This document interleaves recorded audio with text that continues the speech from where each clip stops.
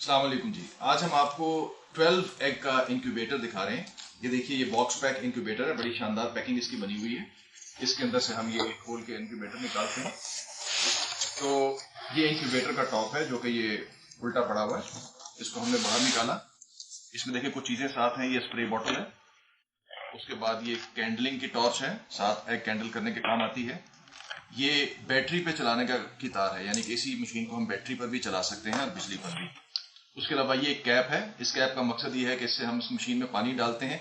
इसके साथ कोई भी कोक की हाफ लीटर की खाली बोतल जो है वो लगाई जा सकती है। उसके अलावा ये इसमें ह्यूमिडिटी का सेंसर है। ये इसमें टेम्परेचर का सेंसर है। ये जो कनेक्टर है, ये कनेक्टर मोटर का कनेक्टर है। अभी आपको दूसरे हिस्से में दिखाएंगे जिससे टर्निंग होती है। और ये फैन लगा हुआ है। फैन के नीचे जो है वो हीटर है, हीटिंग वायर है। ऊपर से आप देखें तो यहाँ पे ये कैंडलिंग लाइट लगी हुई है। बड़ी पावरफुल कैंडलिंग लाइट है जिससे हम एग को कैंडल कर सकते हैं। यहाँ पे पिन लगती है DC 12 वोल्ट। ये बेसिकली DC मशीन है।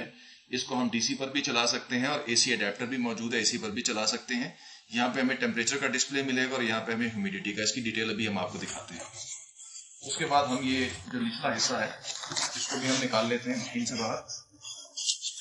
देखिए, हमने इसको मशीन से बाहर निकाल लिया। तो इसमें हमें एक ये खूबसूरत सा लीफलेट है जिसके ऊपर मशीन की बेसिक इंस्ट्रक्शंस की तरह ये मौजूद है इसके अंदर। उसके बाद ये इसके अंदर AC अडेप्टर मौजूद है, यानी कि इस मशीन को अगर हम AC पे चलाना चाहें तो ये अडेप्टर यूज करेंगे। और अगर आपको पहले बैटरी पे चलाने वाली तार दिखाई जा चुकी है। उसके बाद मशीन के अंदर ये रोलर्स हैं।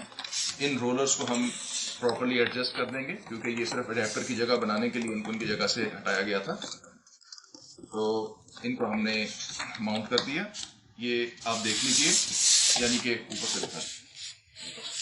ये इस मशीन के अंदर 5 रोलर्स लगे हुए हैं। ये सब रोलर्स जो अपनी जगह पे बैठ चुके हैं।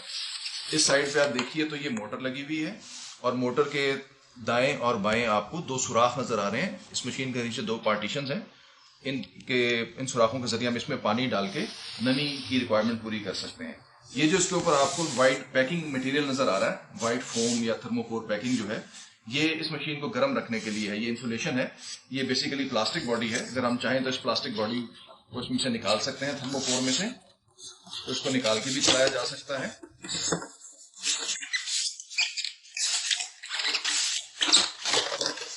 ये देख लीजिए, हमने इसको इसमें से निकाल लिया। तो गर्मी के मौसम में हम इस मशीन को थर्मोकोर में से निकाल के भी चला सकते हैं। नीचे वाली बॉडी आप देख रहे हैं कि बिल्कुल ट्रांसपेरेंट है।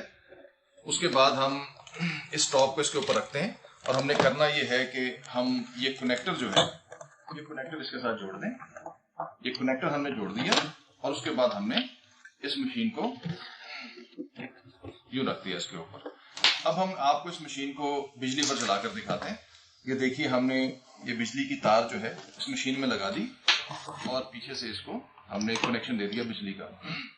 हमने जैसे बिजली का कनेक्शन दिया, एक बीप के साथ मशीन स्टार्ट हो गई।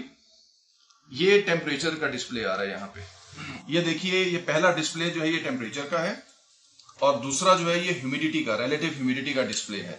यानी कि ये वैल्यू हमें टेम्परेचर की बता रही है, ये हमें ह्यूमिडिटी की वैल्यू पता चल रही है यहाँ से।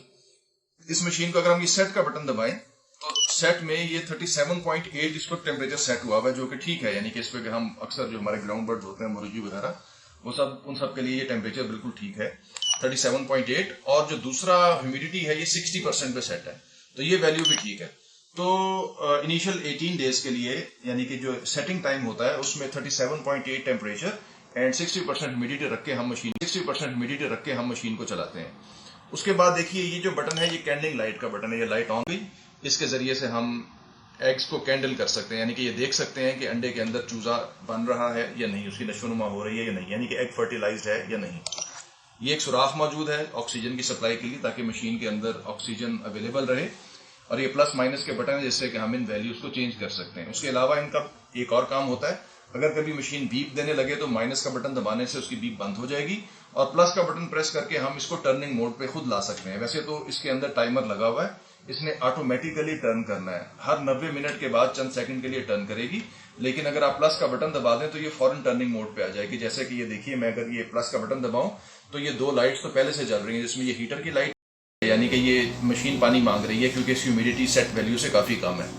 तो अगर मैं प्लस का बटन दबाऊं तो आप ये देखेंगे कि ये लाइट भी ऑन हो गई, यानी कि टर्निंग की लाइट भी ऑन हो गई। और अगर हम इसका कवर उठा के देखें तो हम ये देख सकते हैं कि इसके रोलर्स जो हैं वो टर्न कर रहे हैं, इसके रोलर्स जो हैं वो टर्न कर रहे हैं, यानी कि मैं इसको महसूस कर सकता हूँ कि ये रोलर्स जो हैं ये टर्न कर रहे हैं। तो ये जो इनका टाइम सेट किया हुआ है उस टाइम के लिए ये रोलर्स की टर्निंग होती रहेगी। अब आपने इस मशीन को चलाना किस तरह से है, इसके बारे में आप अच्छी तरह समझ लीजिए। देखिए, सबसे पहले मशीन को ऑन करके आपने इसकी वैल्यूज को सेट करना है और उसके बारे में आप ये समझ लें कि टेम्परेचर तो इस मशीन ने खुद बना लेना है, बशर्ते कि आपने इसको जो इसकी सेट वैल्यू है उससे कम टेम्परेचर में रखा हुआ है। गर्मी के मौसम में टेम्परेचर उससे ऊपर चला जाता है तो उसमें मशीन बाजू का प्रॉब्लम करती है। तो आपने कोशिश ये करनी है कि इसको निस्बतन ठंडी जगह पे रखें, ये किसी ऐसी जगह पे कि जहाँ पे माहौल का जो टेम्परेचर है वो 37.8 से कम हो, 35-34 के करीब हो, तो मशीन ठीक काम करेगी। तो टेम्परेचर तो फिर मशीन खुद अपना मेंटेन करेगी, टेम्परेचर के बारे में आपको फिक्र करने की ज़रूरत नहीं है।